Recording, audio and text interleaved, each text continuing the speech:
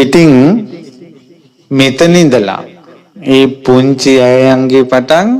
මරණ මොහොතේ මරණ මංචකේ ඉන්න කෙනා දක්වාම තියෙන ප්‍රශ්නයක් තමයි පින්වත්නි පින්පව් විශ්වාස කරන්නේ සෑයක් වැන්දට පස්සේ ඒ සෑයේ පිහිට Tamanට එනවා කියලා විශ්වාස කරන්නේ බෝධිය වඳිනකොට පිනක් රැස් වෙනවා කියලා විශ්වාස කරන්නේ බෝධියේ ගිලිහුණ පතක් බෝකොලයක් වැටිලා තියෙන අයින් කරනකොට බොහෝ පිනක් රැස් වෙනවා කියලා දන්නේ දුටුගැමුණු මහරජුරු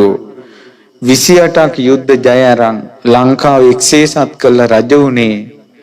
කාශ්‍යප බුද්ධ ශාසනයේ බෝධින් වහන්සේගෙන් ගිලිහුණ බෝපත් 100ක් පහන් සිතින් අයින් කරපු පින් බලයට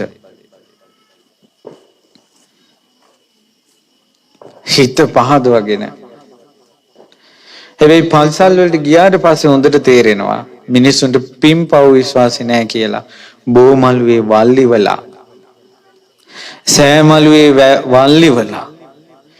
ස්තූප කළු වෙලා හැම තැනම මේ කොරෝනා ඇස්සේ රතිඤ්ඤපත් වෙනවා අවුරුදු වලට හැම තැනම දුවනවා හැදෙන කොරෝනාවක් හැදියනින් කියලා කඩවල් ගානේ මිනිස්සු පිරෙනවා තමන්ගේ අවශ්‍යතා ඔක්කොම ඉෂ්ට කරගන්නවා ඒත් සෑය බෝධිය වල් වැවිලා යනවා ඇයි පින්පව් විශ්වාස කරන්නේ බෝමලුවක සෑමලුවක වල් ගහක් ගැලෙව්වොත් තමන්ගේ කෙලෙස් ඉදිරි යන පිනක් රැස් වෙනවා කියලා දන්නේ පින්වතුනි අපි පින් හුරු වෙන්න ඕන මම උදාහරණයක් කියන්නම් ළඟදීන් ආපු ලස්සන ලියමනාවක් පින ගැන කියන්න ඒ ලියමනාව ලියලා තියෙන්නේ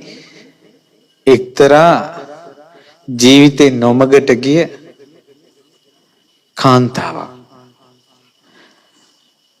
ඒ ලිපිය ලියලා ඉවරලා තියෙන්නේ මම මේ ලිපිය ඒ විදිහටම මහමේඝ පුවත්පතට දාන්න කියලා දැන් මේ යවුවා ස්වාමීනි මා ගෙදරින් මන් දිහා බැලුවේ නෑ බැලුවත් අම්මලා තාත්තගේ කනින් රිංගලා යන්න හොඳ කපටි මොලයක් මට තිබ්බා ගුරුවරු මගේ වැරද්දක් දැක්කත් අහක බලාගෙන හිටියා ඉස්කෝලේ සුදු ඇඳුමින් හිටපු මම ඒ පුංචි කෙල්ල සංදියේදීම මගේ චරිතය නසා ගත්තා මගේ හිතට ආසාවල් එන්න ඇවිල්ලා දකින්න පිරිමියත් එක්ක යන්න ගියා ඉස්කෝලේ යන වයසේදීම මම විසංගනක් වුණා දැන් අපිට ඔය ලිපියේ ලියලා එවන තාක් උපදෙස් දීලා නැහැ කවුරුත් මේ දරුවෙක් හැරෙනකොට මේකගේ මේ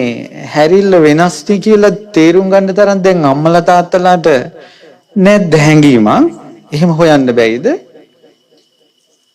ළමයෙක්ගේ පුංචි ඉරියව්වෙන් ළමයාගේ චිත්ත සංකල්පන හොයන්න ගුරුවරුන්ට තවම තේරෙන්නේ නැද්ද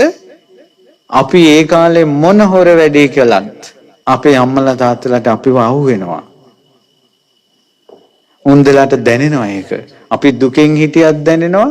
සතුටින් හිටියත් දැනෙනවා මොකෝ අද සතුටු කියලා අහනවා මොකෝ අද දුකින් කියලා අහනවා මේ ළමයි නාස්ති වෙලා යනවා උපදේශක් දීලා නැහැ කවුරුත් කියනවා මම මේක නරකයි කියලා මන් දන්නේ මට ආසාව තිබුණේ මගේ හිතේ නොසන්සිඳෙන ආසාව සංසිඳව ගන්න. ඔහොම ඉඳලා දවසක් මට ගොඩක් කාලයක් නරක වුණා.